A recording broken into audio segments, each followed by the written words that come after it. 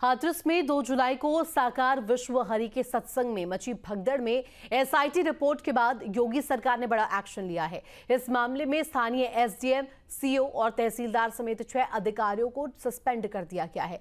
SIT ने अपनी 300 page के रिपोर्ट में इन अधिकारियों की लापरवाही बताई थी। वहीं इस हादसे के बाद से अब भोले बाबा पर तमाम आरोप लग रहे हैं। इसके बाद भी उनके भक्तों की आस्था कम होने का नाम नहीं ले रही है।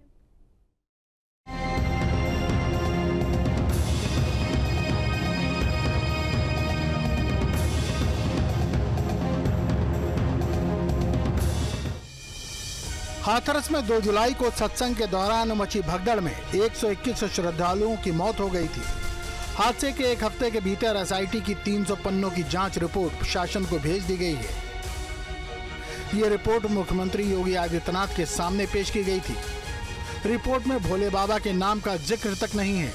एसआईटी जांच में आयोजकों और अफसरों को जिम्मेदार माना गया है। रिपोर्ट में अधिकारियों का नाम आया तो योगी सरकार ने भी इन्हें अधिकारियों पर कार्रवाई करने में देर नहीं की।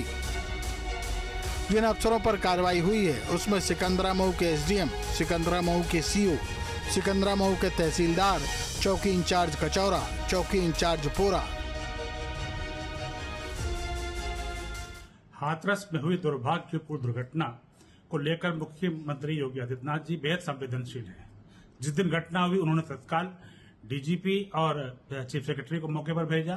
स्वयं अगले दिन वहां पर गए, देखभाल करी, घायलों की देखभाल करी और परिजनों को घर भिजवाने की व्यवस्था करी। साथ ही साथ कड़े निर्देश दिए थे कि कोई भी दोषी बख्शा नहीं जाए।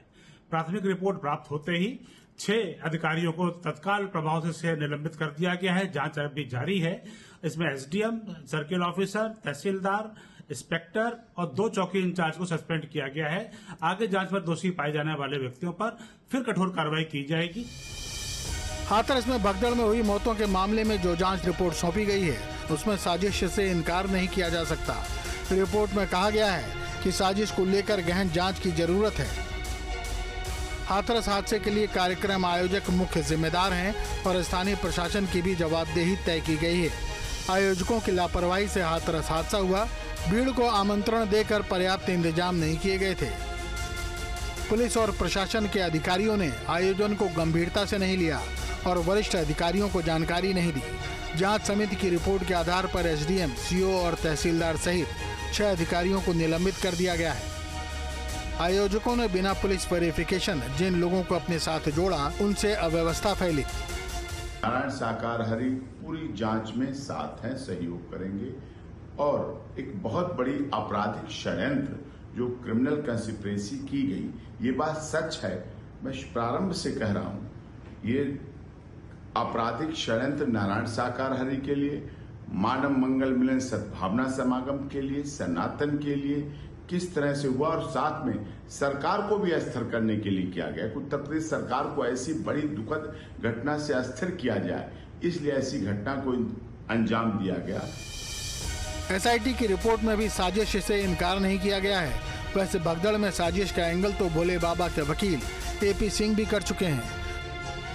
वैसे बाबा के सेवादार भी बाबा को दोषी नहीं मानते। इसके लिए वो प्रशासन को ही जिम्मेदार मानते हैं। बाबा नारायण हरि सरकार के तमाम आश्रमों पर आज मंगलवार को श्रद्धालुओं की भीड़ उमड़ती है। हालांकि ये भीड़ हजारों की संख्या में होती है। आज भीड़ थोड़ी कम है, लेकिन अभी भी तमाम श्रद्धालु ऐसे हैं जो दूर दराज से यहाँ पर पहुँचे हैं। लेकिन सबसे पहले आते ही वो बाबा के चरणों की धूल लेते हैं, बाबा का आशीर्वाद लेते हैं और उसके बाद अमृत रूपी इस पानी का सेवन करते हैं और कहते हैं इस पानी को पीने से तमाम जो विविधाएं होती हैं, जो कष्ट होते हैं, वो दूर हो जाते हैं। कहाँ से आए आप लोग? पलवल, हरियाणा से। हरियाणा से?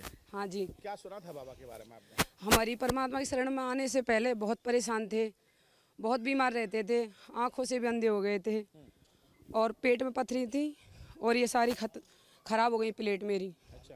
बाएं थी हाथ पैरों में, क्योंकि जब मैं आई थी ना मेरा जिंदनी जैसा रूप हो गया था, बाल बन गए सारे। अच्छा। और बिल्कुल भी दिखाई नहीं देता था, इतनी दूर भी नहीं देख सकती थी बिना चश्मों के।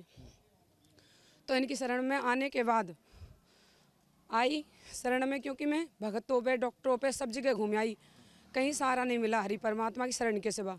क्योंकि मेरी तन की माँ 2005 से जाती थी और 2005 में मेरी क्या बिल्कुल बिल्कुल ठीक है। आज हम हरी की रहमत से आने जाने से ठीक हो गए हरी की। आज बाबा बड़े व्यथित हैं, इतनी बड़ी घटना हो गई है, बाबा पर आरोप लग रहे हैं कि साहब भगदड़। ये आरोप बिल्कुल झूठा है, क्योंकि झूठा आरोप है। जहाँ पे आरोप आप बता रहे हो ना, इस साइड में नहीं हुआ था, जो रज धूल बता रहे हो आप, पार करके हुआ था। और जो स्प्रे फेंकी थी जहरीली। आप सत्संग में थे? हाँ जी बिल्कुल। अच्छा, क्या किसने सेवादार हूँ मैं, सेवादार हूँ हरि परमात्मा। क्या हुआ? स्प्रे किसने छिड़का था? स्प्रे आए थे, मोटे मोटे बड़े बड़े मास्क लगाए हुए थे चेहरे पे, और उन्होंने स्प्रे फेंकते गए, और जैसे ही वो बेहोश होती गई एक दूसरे के ऊपर, क्योंकि बैलेंस नहीं बना, वो एक दूसरे के ऊपर गिरते चले गए। और किसने स्प्रे छिड़कते हुए देखा था? आपने देखा था? हाँ जी, मैंने देखा था। क्या देखा था? मैं जी सेवा में, अब मैं जैसे सत को साथ समाप्त हुए वहाँ से आई, और आने के बाद रोड क्रॉस करा तो रोड पे एक ने सैंडो बुनियान पैर रखी और लोअर पैर रखा, और उस पर बाइक आड़ी लगा रखी। अब बाइक पे से ही, और उसने ऐसे करके पीछे से पता नहीं कहाँ छिड़का। उसके बाद में जो लगा मुझे होश नहीं है,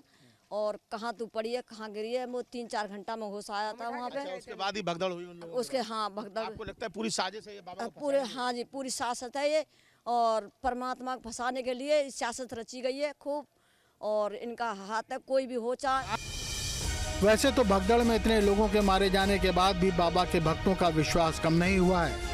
मैनपुरी के रामकुटीर आश्रम में नारायण साकार हरि उर्फ भोले बाबा के होने की लगातार बात कही जा रही है, जिसकी वजह से अभी भी बाबा के भक्त काफी दूर से यहाँ आ रहे हैं और भोले बाबा की तस्वीर पर पूजा अर्चना और बंधन कर रहे हैं। ये तमाम अनुयायी हैं, तमाम श्रद्धालु हैं जो कि उस दिन सत्संग में शामिल थे 2 जुलाई को, और जिस दिन ये भगदड़ हुई, सभी अपने मुंह से इस बात को बता रहे हैं, सभी इस बात को कहते हैं, सामने बयान दे रहे हैं कि ये पूरी तरीके से साजिश थी। कुछ लोगों ने वहाँ पर उपद्रव किया, स्प्रे छिड़का जहरीला, और उसके बाद ये बेहोश हुए। बेहोश होने के बाद भगदड़ हुई और तमाम लोगों की मौत हुई। तो कुल मिलाकर ये इस पूरी घटना को साजिश करार दे रहे हैं। वीडियो जर्नलिस्ट मनोज के साथ पटियाली से विनीत दुबे, न्यूज़ 8 उत्तर प्रदेश।